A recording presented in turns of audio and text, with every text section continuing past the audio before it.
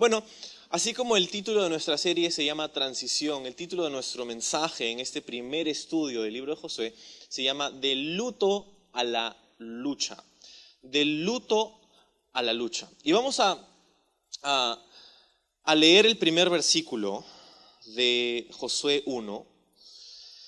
Dice lo siguiente: Aconteció después de la muerte de Moisés, siervo de Jehová, que Jehová habló a Josué, hijo de Nun, servidor de Moisés, diciendo: Mi siervo Moisés ha muerto. Ahora pues, levántate y pasa este Jordán, tú y todo este pueblo, a la tierra que yo les doy a los hijos de Israel. Entonces, así empieza el libro de Josué. Y una de las primeras cosas que necesitas saber acerca del libro de Josué es que este es un libro histórico. Tú sabes que en la Biblia hay diferentes tipos de literatura. Hay poesía, por ejemplo, poesía hebrea, como el libro de Proverbios o el libro de Salmos, ¿no? Hay libros proféticos, como el libro de Isaías, Jeremías o cualquiera de los profetas menores. Pero también hay libros históricos, libros que nos narran parte de la historia de la nación de Israel, parte de la historia de este pueblo que Dios escogió. Bueno, el libro de Josué es un libro histórico. Los eventos narrados en este libro son hechos históricos, cosas comprobables, que mientras más ha ido avanzando la arqueología y la ciencia y todas estas cosas, más hemos podido comprobar la veracidad de los hechos narrados, no solamente obviamente en el libro de Josué, sino también en toda la Biblia. Pero en esencia eso es una de las primeras cosas que necesitas saber. El libro de Josué es un libro histórico, narra eventos históricos. Y el libro de Josué empieza donde el libro de Deuteronomio termina. Entonces, no solamente viene después de nuestras Biblias, sino que cronológicamente el libro de Josué empieza donde el libro de Deuteronomio termina. Y narra el ingreso, la conquista y la ocupación de la tierra prometida al pueblo de Israel por parte de Dios. Y este ingreso, conquista y ocupación de la tierra prometida va a ser liderada o guiada pues por Josué después de la muerte de Moisés. Hay como tres grandes secciones porque hay dos grandes temas en este libro: el pueblo y la tierra.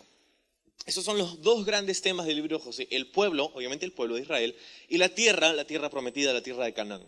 Pero dentro de estos dos grandes temas, a través del libro de Josué, hay tres grandes secciones con respecto a estos dos. Capítulos 1 al 5 se trata de ingresar a la tierra.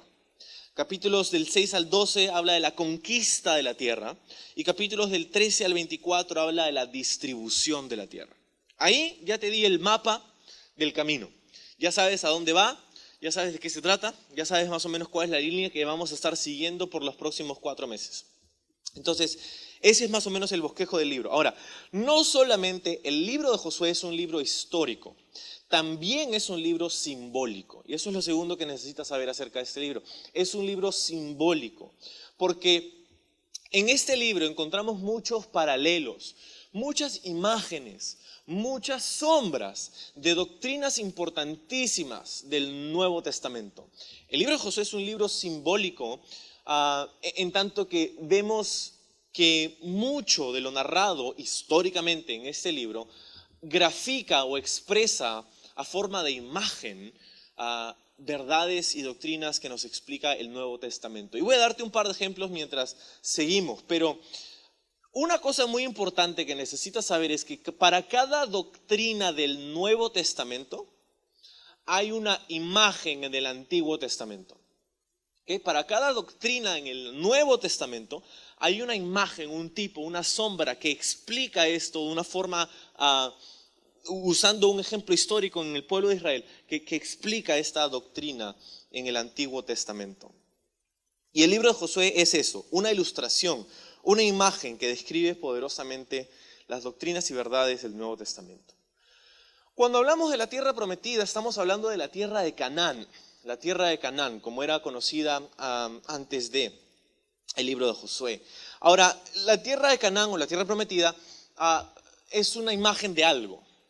Es una imagen, es una sombra de algo, es una imagen, un tipo de algo. Ahora, muchas personas han pensado a través de la historia quizá que la tierra de Canaán significa o representa el cielo, ¿no? La promesa de Dios, el cielo. Y hay himnos antiguos dentro de la iglesia que los que escribían estas canciones, ¿no? Decían, yo entraré a la tierra de Canaán, cruzaré el Jordán y llegaré a la presencia de Dios. Y como que asumen que la tierra de Canaán es un paralelo, un ejemplo, una imagen del cielo, de estar en las promesas de Dios, en la presencia de Dios. Ahora, hay un problema con esto, porque si la tierra de Canaán es una sombra del cielo, el problema es que la Biblia nos enseña que en la tierra de Canaán, en el libro de Josué nos enseña que en la tierra de Canaán hay batallas, hay luchas, hay enemigos que conquistar, hay pueblos que tomar, hay cosas, hay pecado incluso del pueblo de Israel, hay cosas que pasa el pueblo de Israel dentro del proceso de conquistar la tierra que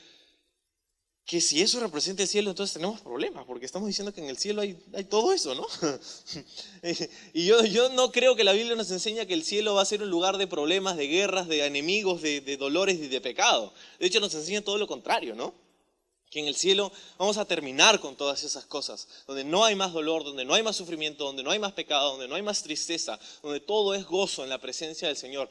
Esa es la promesa del cielo. Entonces, si la tierra de Canaán no es una imagen del cielo, entonces ¿de qué es?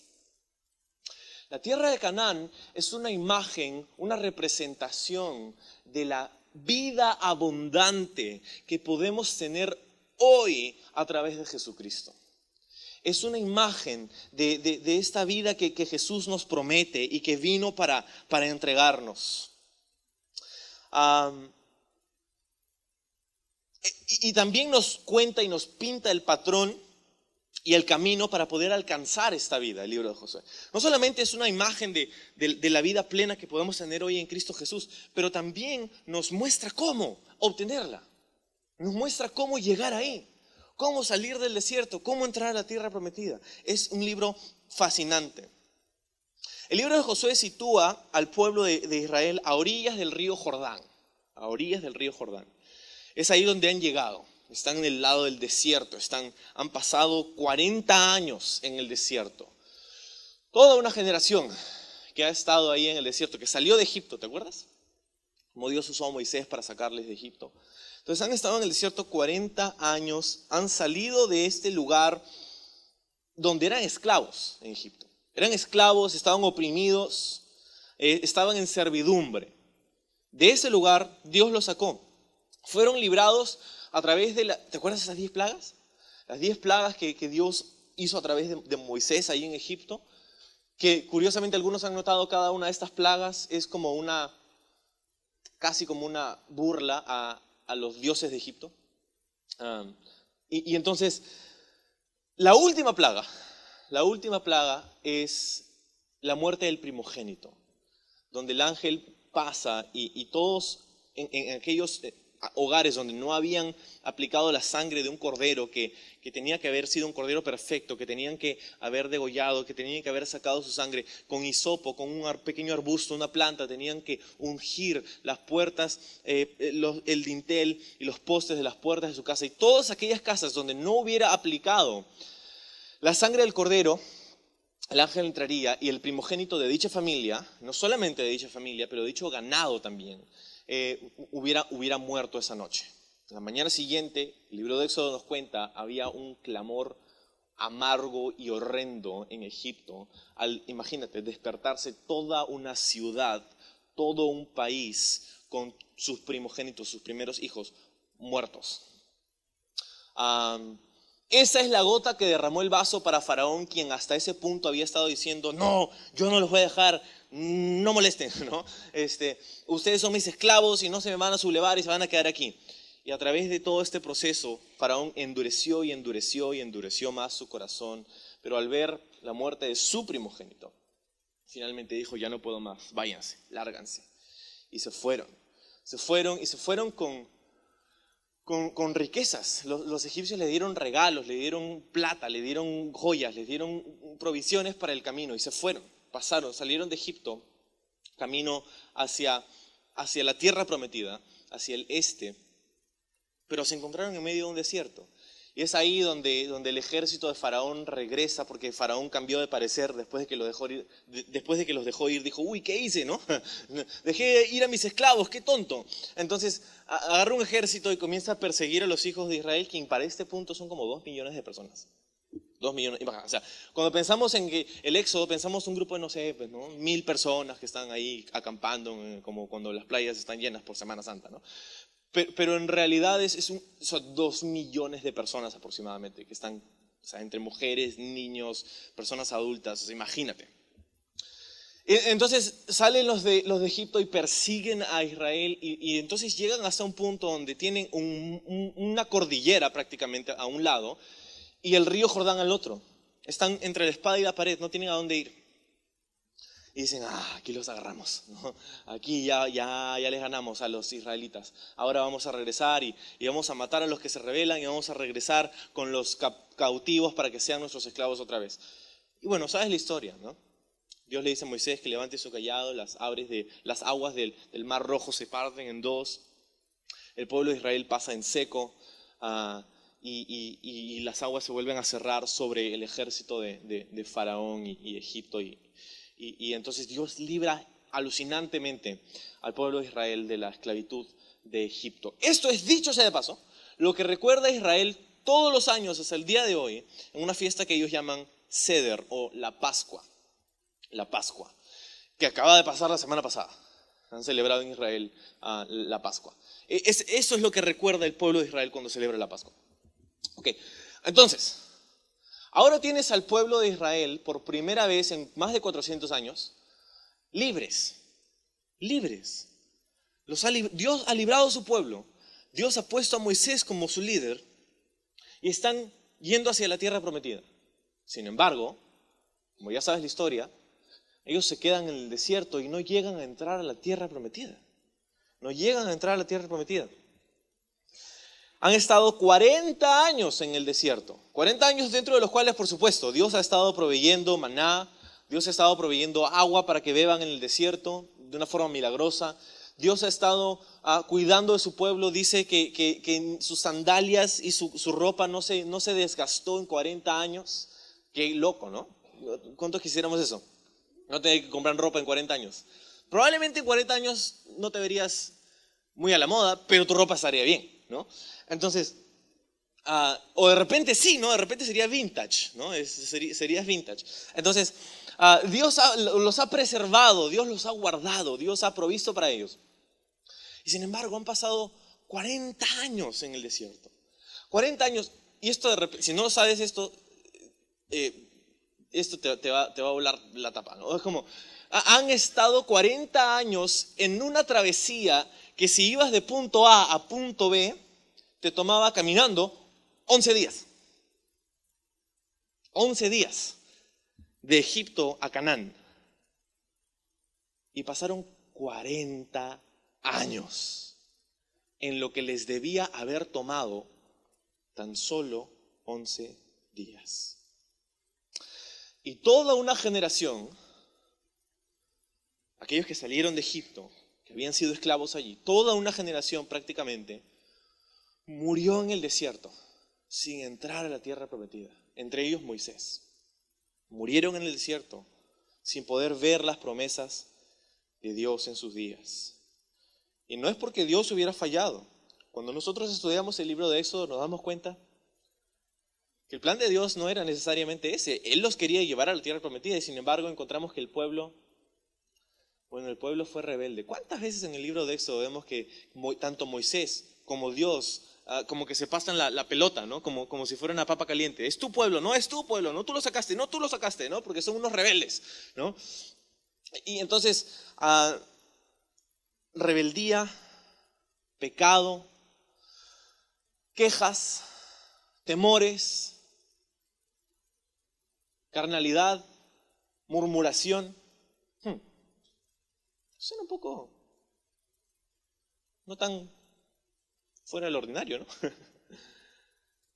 Pero esas fueron las cosas que, bueno, dijeron a Dios, este pueblo no está listo para heredar mis promesas. Y se quedaron en el desierto. Se quedaron en el desierto por sus propias fallas, por sus propias flaquezas, por su propio pecado, por su propia rebelión. Ahora, todo este escenario no solamente nos sirve de contexto esta mañana para empezar a estudiar el libro de Josué, sino que también nos sirve para entender el simbolismo del libro.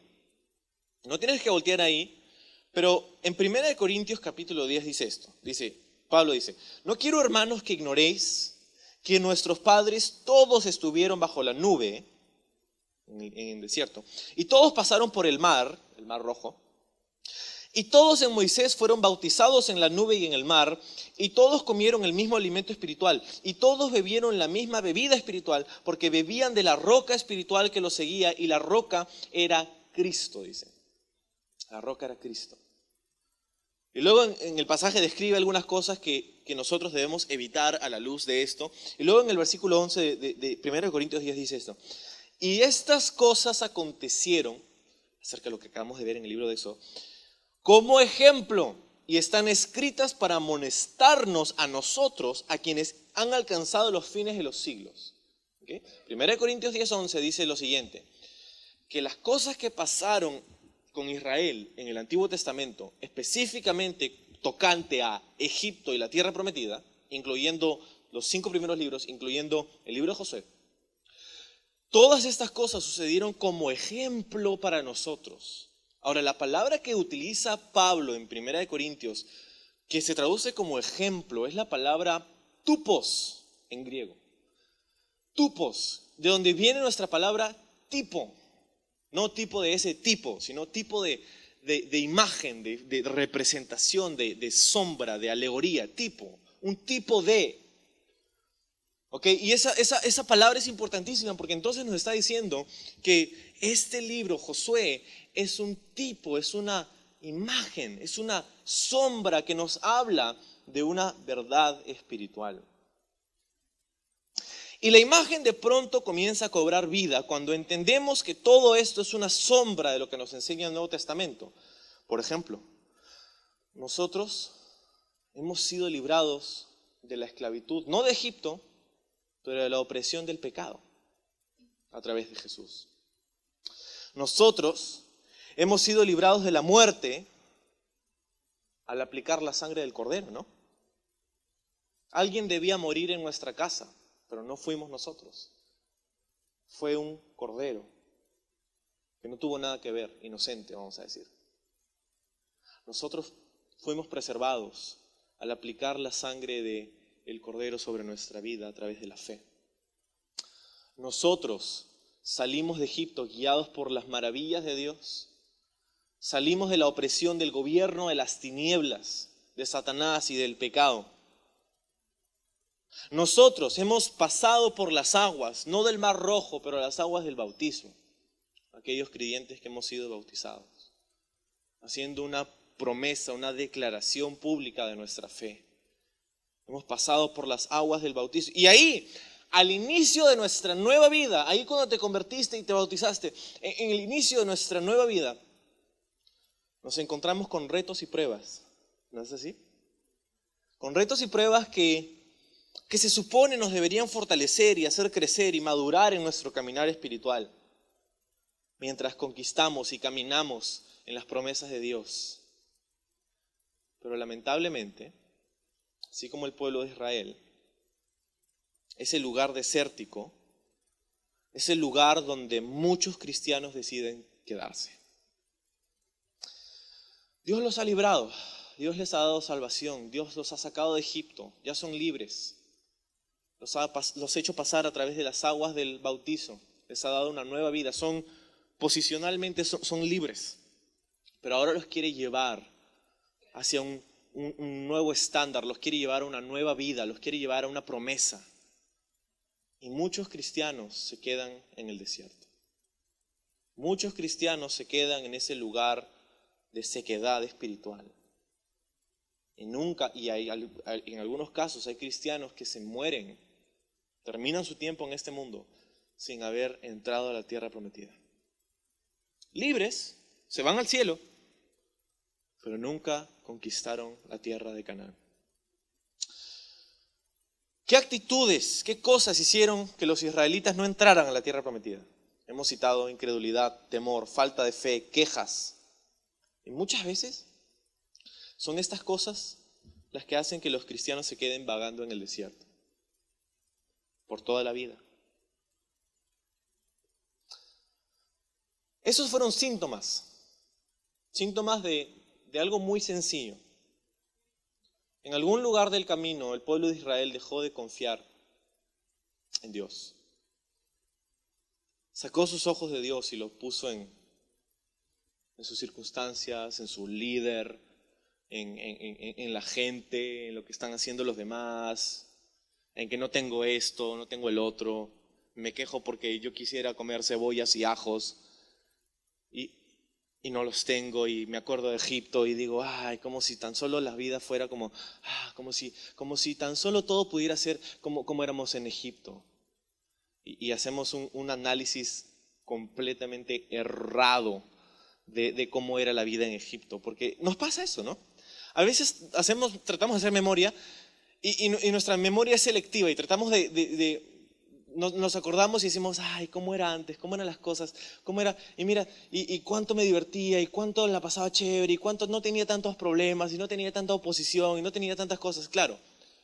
Pero no te acuerdas tampoco las llagas de tu espalda, de los capataces que te daban latigazos todo el día. No te acuerdas de las incansables horas de trabajo para el beneficio de otro pueblo. No te acuerdas de las actitudes de los soldados de Egipto. No te acuerdas de los insultos de Faraón. No te acuerdas de la opresión. No te acuerdas de la humillación. No te acuerdas de todas esas cosas. No, nos acordamos de las cebollas y los ajos. Y sí, y entonces nos acordamos de eso y es como, wow. A veces, como cristianos, pensamos en un tiempo en el pasado donde no éramos cristianos y pensábamos que nos iba bien. Y somos tentados, ¿no? Somos tentados, ay, ¿qué tal si regreso? ¿Qué tal si voy a ese lugar otra vez? ¿Qué tal si...? Porque yo me acuerdo que era muy divertido, claro. Porque es muy fácil acordarse de las cosas divertidas, mientras que a la vez es muy difícil acordarse de las cosas que nos marcan, de las cosas de la humillación, del dolor, de la desesperación. Nos acordamos del viernes por la noche, pero no nos acordamos del sábado por la mañana. Y entonces tienes a este pueblo que está ahí en el desierto y al igual que ellos, nosotros nos podemos encontrar quizá viviendo en una rutina espiritual seca de la que Dios desea sacarnos. Este libro nos enseña cómo. Entonces, aconteció, hemos leído, ¿no? Primer versículo y 2. Después de la muerte de Moisés, siervo de Jehová, que Jehová habló a Josué, hijo de Nun, servidor de Moisés, diciendo, mi siervo ha muerto, ahora levántate, tú vas a pasar a esta tierra al pueblo. Ok, entonces, Moisés ha muerto. Y estoy completamente seguro que el pueblo de Israel se encontraba en un tiempo de luto. Se encontraba en un proceso de lamento. Típicamente en la antigüedad, en el pueblo de Israel, el tiempo de lamento por la muerte de alguna persona importante o familiar querido era de 30 días. 30 días donde recordaban, donde hacían luto, donde se vestían de ceniza, y mientras más cercana y amada era esa persona, era más, obviamente, mucho más difícil. Entonces, estaban pasando un tiempo de luto, estaban pasando un tiempo, Moisés ha muerto, ¿y ahora qué vamos a hacer? No, se murió Moisés, imagínate, o sea, Moisés es la persona que conversaba con Dios, la persona que les había traído la ley, la persona que había hecho a través de él Dios todas estas señales. Moisés quien nos había llevado a través de Moisés quien, o sea, wow, Moisés ha muerto. Eso nos pone al final del libro de Deuteronomio, pues. Ahora, lo que vemos en Josué es que vemos a Dios continuar obrando. Lo que quiere decir que la obra de Dios no está limitada a los hombres de Dios. Que Dios quiere continuar obrando. Que mientras que Dios entierra y sepulta a sus hijos, a sus líderes que han hecho su voluntad, eso no quiere decir que Dios no quiere continuar obrando. Eso no quiere decir que porque Dios ha hecho avivamientos en el pasado y esas personas ya fallecieron, y Billy Graham, que lo enterramos este año, y ya Dios ya no puede, porque Billy Graham se murió Billy, pobrecito. Sí, él fue fiel a su llamado, como muchos otros hombres y mujeres a través de la historia. Pero Dios te ha dado un llamado a ti. Y Dios quiere hacer una obra a través de ti y en ti. Quiere seguir obrando. La obra de Dios, Dios está interesado en obrar a través de las generaciones. A través de las generaciones. Y cuando nosotros nos aferramos a un momento específico en la historia, cuando nosotros nos aferramos a un tiempo donde las cosas eran como nos gustaban y ahora ya no nos gusta, entonces nos aferramos a ese tiempo, ¿sabes qué pasa? Que nos volvemos incapaces de ver la mano de Dios mientras que nos guía de una manera fresca y nueva hacia sus promesas. Ay, cómo quisiera que fuera como antes. Ay, cómo quisiera que fuera así, cómo quisiera que estuviera Moisés acá. Cómo quisiera que él fuera el líder. Y lo que Dios proclama al inicio del libro es esto. Sí, Moisés ha muerto. ¿Ok? Lidia con eso. Moisés ya no está. Pero ¿sabes quién sí está? Estoy yo. Y estás tú. Le diría Dios a Moisés, a Josué. Moisés ya no está, pero yo sigo aquí. Moisés ya no está, pero el Dios de Moisés sí está aquí. Y estás tú también conversando conmigo. Entonces Moisés ha muerto y le dice a Josué, Dios, sí, ya murió. Ahora le dice, versículo 2, levántate y pasa este Jordán, tú y todo este pueblo. Wow. Oh no, Moisés ya no está. ¿Qué vamos a hacer? Dios dice, Josué, pueblo de Israel, es suficiente. Ya lamentaste, es entendible, pero ya no lamentes más, porque mi obra no ha terminado. Yo, diría Dios, voy a cumplir mi palabra, voy a seguir guiando, voy a seguir proveyendo. ¿Te acuerdas la promesa que le hice a Abraham? La voy a hacer cumplir en tus días. Y no quiero que dependan de Moisés para esto. Quiero que dependan de mí. Wow. Hay un punto muy importante porque, ¿sabes? A veces en nuestra vida, Dios remueve a ciertas personas de nuestra vida, si bien a través de la muerte o si bien a través de las diversas circunstancias de la vida. Dios a veces remueve a ciertas personas de nuestra vida o nos remueve de ciertas circunstancias en donde habíamos llegado a estar francamente cómodos. Josué estaba cómodo porque él ya había encontrado su lugar.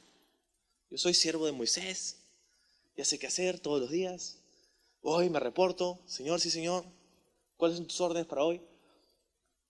Y ahora Moisés ya no está. Y ahí tienes a Josué tratando de averiguar qué hacer con su vida, qué hacer con su llamado. ¿Qué voy a hacer? No tengo idea. Estoy lamentando que... Y sabes que muchas veces Dios te va a poner en una situación así, donde las personas en las que confiabas ya no van a estar, donde las circunstancias que te traían comodidad van a huir como palomas en la calle. Y ahora vas a estar tú y Dios. ¿Y qué vas a hacer? Y la razón por la que Dios hace esto no es porque quiere verte sufrir, ¿ok? La razón por la que Dios hace esto es porque Él quiere que confíes en Él. Entonces, para mí es interesante que dentro de los títulos que se le puede haber asignado a Moisés, el título que se queda con, o sea, es como que su epitafio, ¿no? Lo que está así en esa piedra, esa lápida, ¿no? Dice Moisés, no dice el gran líder de Israel. Dice Moisés, siervo de Jehová. O sea, dentro de todos esos títulos que Moisés había podido recibir, ¿no? ¿Como qué? Como Moisés, el partidor del Mar Rojo, ¿no? Moisés, el más grande de los magos de Egipto, ¿no? Moisés, el que conversaba con Dios cara a cara, ¿no? Moisés, el legislador. Moisés, el azabache, no sé, o sea, hay muchas cosas que podía haberse quedado como el legado de Moisés, y sin embargo, lo que se queda aquí al final de su vida y al inicio de esta nueva etapa es Moisés, siervo de Jehová. Y eso es cierto de ti y de mí, porque al final de la vida de Moisés, lo único que importó es si había servido a Dios o no. O sea, sígueme por un minuto en esta línea de pensamiento. Al final de su vida, lo único que importó, por lo menos para los propósitos de Dios, era si había servido a Jehová o no. Y sabes, eso me hace acordar un poema de hace varios años, un poema que decía esto, dice: solo tenemos una vida que pronto pasará y solo lo que hemos hecho por Cristo permanecerá. Qué loco, ¿no? Moisés hizo un montón de cosas y sin embargo lo único que fue relevante para la eternidad fue su servicio a Dios. Ok, Josué. Tengo mucho que decirte de Josué, y si la hora no nos gana, te podré contar un par de cosas. Josué, ¿quién era Josué? Ya hemos leído, ¿no? El siervo de Moisés. ¿Era el asistente, el asistonto? No, el asistente de Moisés. Era el asistente de Moisés.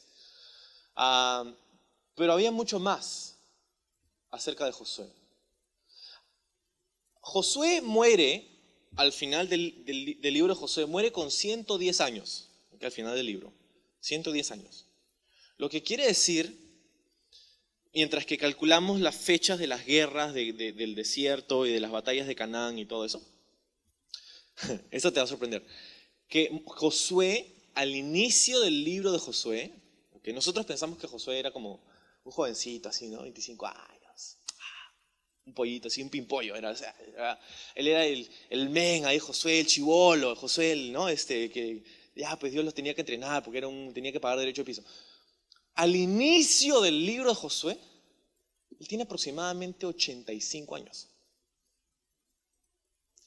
Eso cambia un poco la imagen, ¿no? A veces pensamos en Josué, wow, sé valiente, sé fuerte, sí, Josué, ¿no?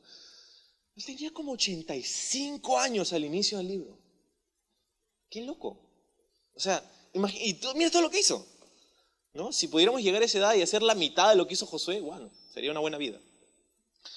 Entonces, esto quiere decir que Josué creció en Egipto. Josué nació en esclavitud. Josué fue esclavo en Egipto.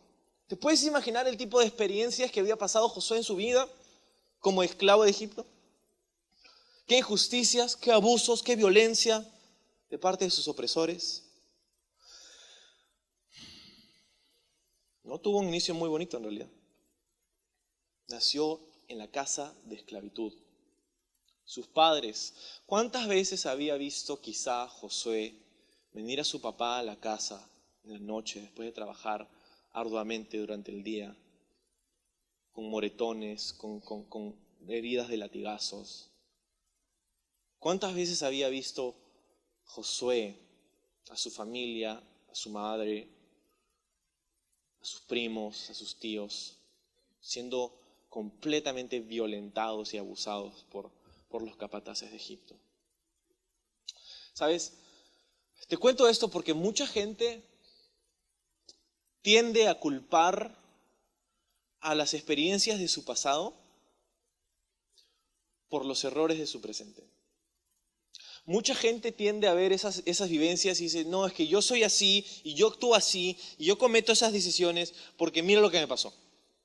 Porque yo nací en una casa así, porque mi familia era disfuncional, porque me pasó esto, porque hubo violencia familiar en mi casa, porque no tuve una figura paterna. Y entonces citamos, y no es que esas cosas no sean difíciles.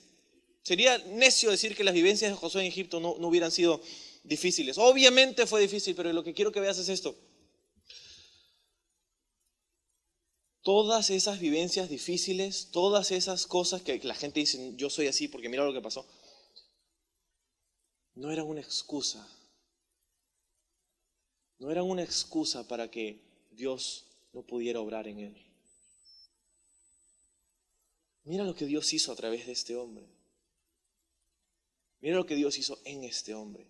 Entonces, no sé si estoy hablándole a alguien aquí, pero si es así, quizá la palabra de Dios para ti esta mañana es que tienes que dejar de culpar a tu pasado por cómo estás viviendo tu vida hoy. Tienes que dejar de culpar a otras personas, tienes que dejar de culpar a tus padres, tienes que dejar de culpar a las personas que te violentaron, tienes que dejar de culpar a esas personas porque mientras que esas experiencias fueron duras y difíciles y no se las deseamos a nadie, y ojalá no hubieran sucedido, pero sucedieron, eso no quiere decir que Dios no puede obrar en ti. Eso no quiere decir que Dios ha terminado contigo. Eso no quiere decir que Dios te ha abandonado. Eso no quiere decir que Dios no tiene planes para ti. Eso no quiere decir que Dios no puede hacer una gran obra en y a través de ti. Ejemplo vivo de esto es Josué. Era esclavo en Egipto. También sabemos, porque hemos leído, era siervo de Moisés. Era siervo. Era asistente, era siervo. Una de las cualidades que vemos en Josué a través de sus vivencias con Moisés, a través del libro de Éxodo, es que Josué, mira, qué loco, Josué siempre estaba listo para hacer lo que se requería de él. Ni una sola vez en el Antiguo Testamento vemos a Josué poniendo peros a Moisés. Ni una sola vez le vemos poniendo excusas. No, yo no soy llamado a esto. No, yo no puedo hacer eso. No, yo no puedo servir, yo por favor. Yo no puedo agarrar una escoba. Yo no puedo trapar un piso. Yo no puedo. No, jamás vemos a Josué poniendo un pero. Él era siervo de Moisés. Era una persona confiable, que no huía a la responsabilidad. Ojo, Josué no estaba buscando prominencia, Josué no estaba buscando el trabajo de Moisés. Él era asistente y sabía que lo era. Él no estaba ahí para ver si, para ver si se metía y después podía tener el liderazgo. No, él no estaba ahí para eso. Él simplemente estaba sirviendo. Ojo, muy importante, iglesia. Esta es la clave. Si aspiramos a ser usados por Dios, debemos aprender a ser fieles donde Él nos ha puesto. ¿Okay? Josué llegó a liderar a la nación entera de Israel, porque cuando se trataba de servir a un solo hombre, Moisés, fue responsable y fue fiel. A veces estamos en un lugar en la vida donde estamos así como que esperando algo más. Esperamos algo más y vemos el futuro. Y el ministerio que Dios tiene para mí más adelante. Dios, me vas a llamar al campo misionero. Dios, me vas a llamar a ser pastor. Dios, me vas a llamar a ser misionero. Dios, me vas a llamar a tener una empresa. Dios, me vas a bendecir. Dios, vas a hacer todas estas cosas. Ok, puede ser. Pero no sé si te has puesto a pensar que Dios te ha dado una tarea hoy. No sé si te has puesto a pensar que Dios te ha dado un llamado hoy. Que no es de aquí a 20 años, es hoy. Hay algo hoy que Dios quiere que tú hagas. Que no se trata de lo que va a pasar aquí en 20 años, se trata de lo que Dios te llama a hacer aquí hoy. Entonces, si quieres ver la mano de Dios usándote grandemente en el futuro, necesitas aprender a ser fiel donde Dios te ha puesto hoy. Otra cosa que vemos en Josué es que era soldado de Israel. No solamente era esclavo en Egipto, no solamente era siervo de Moisés, sino que también era esclavo del ejército de Israel. Soldado del ejército de Israel. Era soldado. Porque bajo el liderazgo de Moisés, Josué peleó para el ejército de Israel. Por ejemplo, si quieres anotarlo, Éxodo 17. Josué peleó contra el ejército de Amalek, ahí en el valle de Refidim. Y es ahí, si conoce la historia, donde Josué aprendió que la victoria no venía por su destreza en la batalla, sino que venía por su confianza en el Señor. Porque esa batalla, te lleno un poquito el espacio, te quiero contar el contexto. En esa batalla, es esa famosa batalla donde Moisés se para ahí en el monte y comienza a orar. Y le dice, ok, chicos, ustedes, los soldados, vayan y peleen y yo me quedo acá y oro. ¿Qué les parece? Y los soldados como, oye, ¿qué tienes? No, en serio, vayan, yo oro por ustedes. Ok. Y fueron, Josué liderando el ejército, fueron y pelearon. Ahora, Moisés levantaba sus manos y oraba. Y cuando levantaba sus manos y oraba, lo que veía en el valle es que el ejército de Israel ganaba. Y cuando sus manos se cansaban y tomaban un break para tomar un poco de agua, sentarse un ratito, ¿no? Ellos comenzaban a perder y el ejército de Amalek comenzaba a ganar. No sé por cuánto tiempo pasó esto hasta que Moisés se dio cuenta de esto, ¿no? Como levantar las manos, oh, están ganando, oh, están perdiendo, levantar las manos, oh no, le mataron, entonces como, no sé cuánto tiempo pasó, pero la cosa es que cuando se da cuenta, sus manos están cansadas y entonces llama a un par de personas, su hermano Aarón y otro del ejército que se llamaba Ur, y ellos comenzaron, eran como los trípodes humanos para sus brazos, ¿no? Y entonces levantaban sus brazos ahí, la cosa es que él podía orar constantemente y fue la dependencia en Dios y no la fuerza del ejército lo que hizo ganar a Israel ese día. ¿Quién estaba peleando en el ejército ese día? Josué. Josué estaba ahí, aprendiendo esta señal. Josué estaba ahí con la espada, Josué estaba ahí con el escudo, Josué estaba ahí y cuando miraba hacia atrás, hacia Moisés y tenía los brazos alzados, él entonces podía estar confiado y cuando veía a Moisés que bajaba los brazos, entonces se defendía y entonces ahí estaba Josué aprendiendo que su victoria venía del Señor. Qué lección tan alucinante para Josué, ¿no? Pensando en quién va a ser Josué, que va a liderar a la nación entera en una guerra de años contra los pueblos de Canaán. Una lección muy importante y espero que sepas que también hay un punto de aplicación para ti y para mí. Porque nosotros necesitamos aprender que la victoria no viene de nuestras fuerzas. La victoria no viene de nuestras destrezas, la victoria no viene de nuestros talentos. Nosotros podemos tener victoria con el Señor porque confiamos en Él. Es por el poder del Espíritu de Dios y no por nuestra habilidad. Qué loco. Y lo último acerca de Josué es que él también fue uno de los 12 espías que entraron a la tierra prometida ahí temprano en el libro de Éxodo. Moisés manda a 12 espías para que chequeen la tierra para ver cómo era. Y de estos 12, solamente 2 regresaron con un buen reporte. Josué y el otro se llamaba Caleb. Josué y Caleb. El resto, los 10 que faltaban, estaban haciéndose la pichi de miedo. No, que hay gigantes en la tierra. No, que somos como langostas a su lado. No, que somos... Y estaban así muriéndose de miedo. Solamente Josué y Caleb vinieron y dijeron, sí, hay gigantes en la tierra, pero también hay leche y miel. Hay ejércitos con los que vamos a tener que pelear, pero nosotros estamos con el Señor. Hay dificultades muy grandes ahí en la tierra, pero el Señor está con nosotros. Solamente ellos 2 llegaron. Y curiosamente, de los 2 espías, solamente ellos 2 encontramos en el libro de Josué, entrando a la tierra prometida. ¿Ok? Entonces Josué tenía fe como espía, confiaba en Dios que cumpliría su promesa, aun cuando las probabilidades y cuando todos los demás le decían lo contrario. Qué grandes lecciones, ¿no? En este hombre. Escúchame, todas estas experiencias que te acabo de contar prepararon a Josué para la gran tarea que Dios tenía para él. Desde su nacimiento en Egipto como esclavo, desde su tiempo como siervo, asistente de Moisés, desde su pasar por el ejército de Israel, desde su tiempo como espía, te das cuenta que en todas y cada una de esas circunstancias por las que pasó Josué, él fue fiel. Y fueron todas estas circunstancias, algunas adversas, algunas no, más las que sí que las que no, fueron las que prepararon a Josué para lo que Dios tenía para él.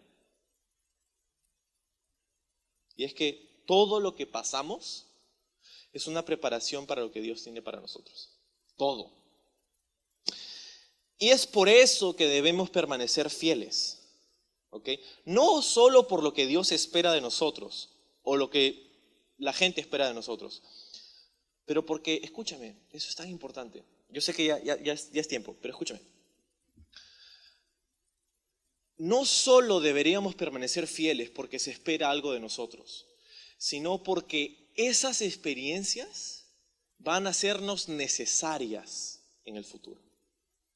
Si dejamos de ser fieles en el presente, fallaremos en recibir las lecciones y las experiencias que Dios quería darnos a través de esos momentos difíciles para el futuro. Si Josué decía, no, yo no quiero nada, yo mira mi pasado, mira cómo fui, mira cómo no sé qué, no es justo. Cuando Moisés venía y le decía, oye, quiero que seas mi asistente. No, yo, por favor, yo estoy por encima de eso, yo no quiero ser asistente. Si cuando se trataba del ejército de Israel decía, ya, tenemos que hacer la estrategia, sí, Dios, no molestes, Dios, nosotros vamos a hacer lo que nosotros queremos. ¿Tú crees que Josué hubiera llegado a comandar la nación? ¿Tú crees que Josué se hubiera convertido en el tipo, en la sombra, en la imagen del Antiguo Testamento de Jesucristo? ¿Qué hizo eso? ¿Qué consiguió la victoria? Fue la fe y su fidelidad. No sé dónde estás hoy. No sé qué es lo que Dios te ha llamado a hacer. No sé la tarea que tienes por delante hoy. Pero sí sé que Dios te está llamando a serle fiel. Sí sé que Dios te está llamando a comprometerte a Él. Sí sé que Dios te está llamando a trabajar tu carácter, a trabajar tu vida, a trabajar quién eres.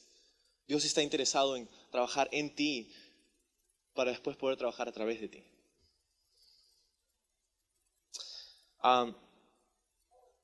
Y si quisieras apuntarlo en una frase que puedes recordar, sería esta. La fidelidad en el presente es necesaria para la usabilidad en el futuro. La fidelidad en el presente es necesaria para la usabilidad en el futuro.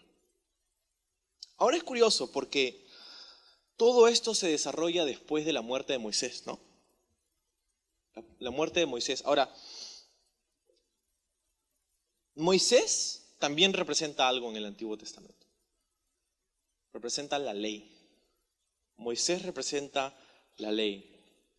Lo que es curioso, porque si la tierra de Canaán es la vida abundante en Cristo y Moisés es la ley, Moisés muere antes de que el pueblo pueda entrar en la tierra prometida. Esto es loco porque la ley puede llevarnos al borde, a la frontera, puede traernos cerca, puede mostrarnos el camino, pero no puede hacernos entrar. Eso es lo que hace la ley de Dios. Te muestra el camino, te cuenta las promesas, te enseña el corazón de Dios, te dice es lo que tengo para ti, mira todo esto y te enseña, te da un estándar, pero no es capaz de hacerte caminar en él. Josué entonces,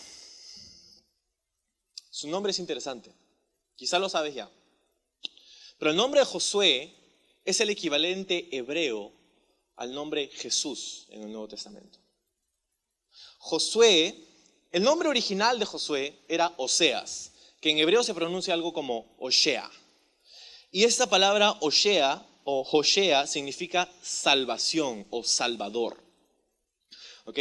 Ahora, Moisés cambia el nombre de Oseas y le dice Josué. Ahora, acuérdate que esos nombres están en español. El hebreo hubiera sonado un poquito diferente. Si su nombre original era Joshea, el nombre que le puso Moisés a Josué, a Oseas, Oshea, era Yehoshua. Yehoshua, que es no solamente Joshea, Salvador o salvación, sino Yehoshua habla de el nombre Yahvé, el nombre de Dios, que significa Dios es salvación, Jehová es salvación, o la salvación de Jehová. Yehoshua. De ahí viene el nombre en inglés Joshua, y el nombre en español, Josué.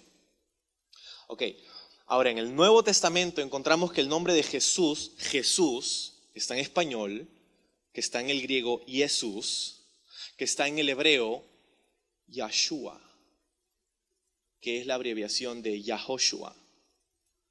El nombre hebreo de Jesús con el que hubiera crecido, con el que la gente en su barrio le hubiera llamado, era Yahshua.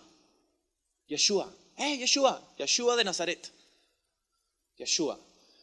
Cuando llega al mundo greco-romano y empieza su ministerio público, en griego su nombre es Jesús. Y para nosotros es Jesús. Entonces, Yahshua, el nombre de Jesús, es el mismo nombre de Josué, Yahoshua, en hebreo. Y no solamente esto, sino que es, pues, Josué, una sombra de Jesús. Es algo importante que necesitas saber. Ok, versículo 3, ahora sí vamos a meterle quinta y a terminar el estudio. Yo os he entregado, como lo había dicho a Moisés, todo lugar que pisare la planta de vuestro pie. Desde el desierto del Líbano, ahí en el norte, lo que es el Líbano el día de hoy, hasta el gran río Éufrates, lo que es Irak el día de hoy, y toda la tierra de los Eteos hasta el mar, hasta el gran mar, que es el mar Mediterráneo, donde se pone el sol, será vuestro territorio. ¿Okay? Aquí es donde Dios da los límites, las fronteras de la tierra prometida. Cuando lo ponemos en el mapa, nos damos cuenta que es un territorio gigantesco. Solo para que tengas una idea en tu mente, estamos hablando de 775,000 kilómetros cuadrados. 775,000 kilómetros cuadrados. Este es el país, es la tierra que Dios le prometió. Cuando vemos a través de la historia el territorio que conquista Israel a través de toda su historia, en el cenit, en la cima, en su apogeo, bajo David y luego Salomón, que fueron quienes más conquistaron de la tierra prometida, en toda la historia de Israel, llegaron a conquistar solamente, escucha, 77,000 kilómetros cuadrados, lo cual es el 10% de lo que Dios les prometió. ¡Wow! Una décima parte de lo que Dios les había prometido. Y tú te puedes preguntar, ¿por qué es que alcanzaron tan poco? Y dicho sea de paso, lo que tiene hoy día Israel es una fracción de eso. ¿Por qué conquistaron tan poco? ¿Por qué alcanzaron tan poco? Si Dios se lo había prometido. ¿Por qué? Porque Dios les había dicho, mira en el versículo 3 otra vez, todo lugar que pisare la planta de vuestro pie. Verás, la razón por la que no alcanzaron toda la extensión de la tierra prometida era porque no caminaron en ella, porque no fueron, porque no pelearon, porque no conquistaron. Era de ellos, era un regalo de Dios, pero ellos tenían que ir y tomarlo. Y es por esa razón que no alcanzaron todo lo que Dios les había prometido. ¿Y qué tal si nosotros hemos hecho eso? ¿Qué tal si lo que Dios ha prometido para ti, no en el cielo, en el futuro, pero aquí, en esta tierra? ¿Qué tal si lo que Dios ha prometido y diseñado para ti es algo que es 10 veces más satisfactorio, 10 veces más grande, 10 veces más lleno de propósito, 10 veces más lleno de gozo, 10 veces más lleno de todo lo que estás viviendo el día de hoy? ¿Y qué tal si hoy solamente estás caminando en el 10% de lo que Dios tiene para ti? ¿Por qué? Si eso es así, ¿por qué estarías caminando en eso nada más? Porque no estás caminando en todo lo que Dios tiene para ti. Escúchame. La medida de bendición y abundancia que disfrutarás en esta vida es proporcional a tu entrega y compromiso con las cosas de Dios. Los chicos de música están por ahí, pueden ir pasando, porque ya estamos cerrando. Pero escúchame, tu nivel de bendición y abundancia y propósito y gozo que disfrutarás en esta vida es directamente proporcional a tu entrega y compromiso con las cosas de Dios. tienes una abundancia de riquezas a tu disposición. Pero eres tú quien necesita hacer la transferencia. ¿Cómo sacas dinero de tu cuenta? Haces una transferencia, haces un cheque, vas a ventanilla con tu tarjeta y tu DNI. Tú eres el que saca ese dinero. El dinero está en tu cuenta, pero el dinero no te va a servir de nada si no lo pones en acción. Es una cuenta que te da valor, sí, pero no te sirve para nada si no es que haces la transferencia, si no es que comienzas a usar ese dinero, ese recurso. ¿Te das cuenta? Entonces, espiritualmente hablando, es así también. Tenemos una abundancia de recursos en nuestra cuenta espiritual en el cielo que Cristo ha ganado para nosotros. Estamos hablando de gozo, estamos hablando de paz, estamos hablando de propósito, estamos hablando de cosas que Dios quiere hacer, estamos hablando de servicio, estamos hablando de abundancia en la vida. Pero nosotros estamos aquí en el 10%. Dios quiere sacarte de ese 10% y darte todo. Pero tú eres quien debe caminar en esas promesas. Era un proceso, porque la tierra prometida, esos 775,000 kilómetros cuadrados, Dios no se los iba a dar de la noche a la mañana. De hecho, en el libro de Éxodo, Dios les había prometido que les daría la tierra poco a poco. Pero ellos tenían que seguir peleando, seguir caminando, seguir luchando, seguir confiando. Lo que pasa es que ellos se contentaron. Y quizá tú te has contentado. Te has contentado donde estás. Te has contentado con el poco gozo que tienes. Te has contentado con el poco propósito que sientes. Te has contentado con que, bueno, más o menos ya sé, voy a la iglesia todos los domingos. Te has contentado con eso. Pero quiero decirte, estoy aquí para decirte esta mañana que Dios tiene mucho más que eso para ti.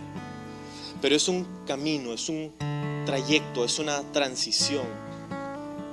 Verás, lo que Dios esperaba de su pueblo es que sigan caminando, que pongan un pie delante del otro. Y eso es lo que Dios espera de ti. Van a haber buenos días, van a haber malos días, van a haber cosas lindas, van a haber cosas feas. Pero no te rindas. Sigue caminando, sigue poniendo un pie delante del otro. Sigue confiando en el Señor. Mira lo que dice el versículo 5.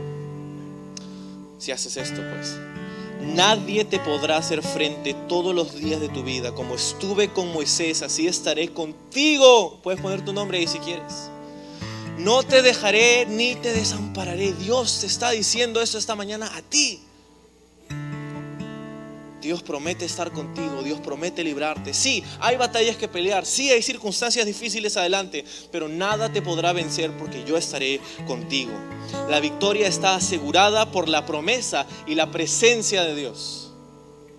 No por tus habilidades, no por tus éxitos, no por tus fuerzas, no por tu destreza. Es su promesa, es su presencia.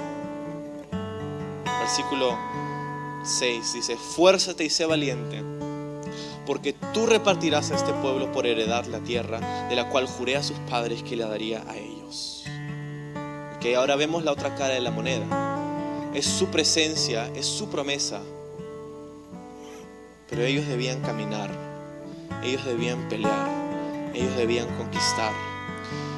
Yo te he regalado la nación, yo te he regalado la tierra. La he envuelto y la he puesto debajo del árbol para ti, para que le abras el 25 de diciembre. Pero tú necesitas desenvolverla y abrirla. Es un regalo, ¿no? Esa es la promesa de lo que Dios hace contigo y conmigo. Dios nos da todos estos recursos, pero tú tienes que tomarlo y abrirlo. Es como si yo te doy un regalo esta mañana y tú vas a tu casa y lo guardas, y de acá a 10 años el regalo se quedó ahí en tu casa y nunca lo abriste. ¿Es tuyo? Sí, es tuyo, pero nunca lo usaste, nunca lo disfrutaste, nunca lo abriste, nunca te sirvió para nada. Es así con los recursos que Dios te ha dado. Es así con tu caminar con el Señor. Dios te ha dado tanto, pero tú estás ahí. Es hora de que abras ese regalo. Es hora de que recibas ese gozo. Es hora de que recibas ese propósito. Es hora de que vivas en esa abundancia de la tierra. Es hora de que comiences a luchar otra vez. De repente te has dejado vencer por un tiempo, por algo. Pero es hora de que sigas luchando. Por eso el título de nuestro mensaje el día de hoy es del luto a la lucha. A la lucha. Deja de lamentarte. Deja de estar decepcionado. Deja de usar eso como excusa para no caminar en la abundancia de la vida que Dios tiene para ti, pero va a tomar pelea. Mira el versículo 7.